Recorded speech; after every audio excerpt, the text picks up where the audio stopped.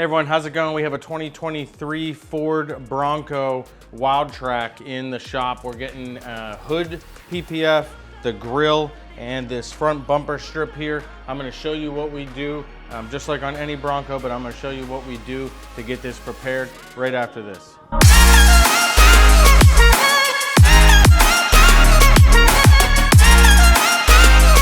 All right, the first thing we did was we removed this matte graphic that says Wildtrack.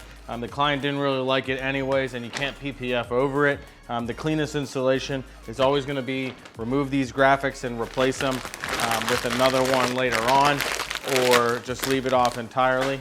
And then we use 10mm socket and wrench to pull. There's two nuts and one bolt that take off these side pieces. So we remove that. We're gonna remove the other one, and then I'm gonna get started. Okay, so we're gonna use American Detailer Garage F-Bomb. It's a little bit more concentrated than we typically use, and we use this on areas that we're gonna apply the PPF to, and we do that because this will strip off any coatings or anything that the dealership put on that might hamper us installing PPF and getting the edges to stick down. So in this case, it's just a couple panels.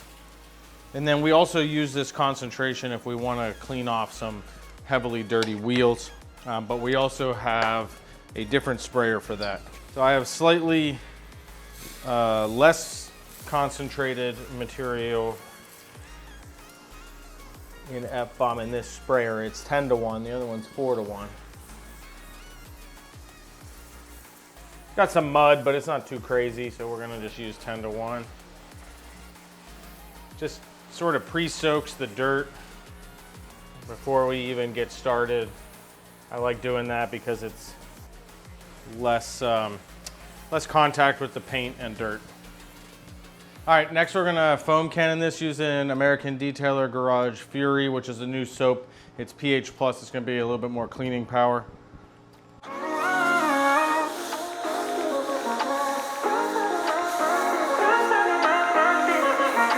All right, what I'm doing right now is I'm using a clay bar to get any contaminants out of the surface best we can. We want to do that so that when we're putting the film on the car, it doesn't grab a piece of contamination that's stuck in the paint and like pull it out and get it stuck to the back of the film.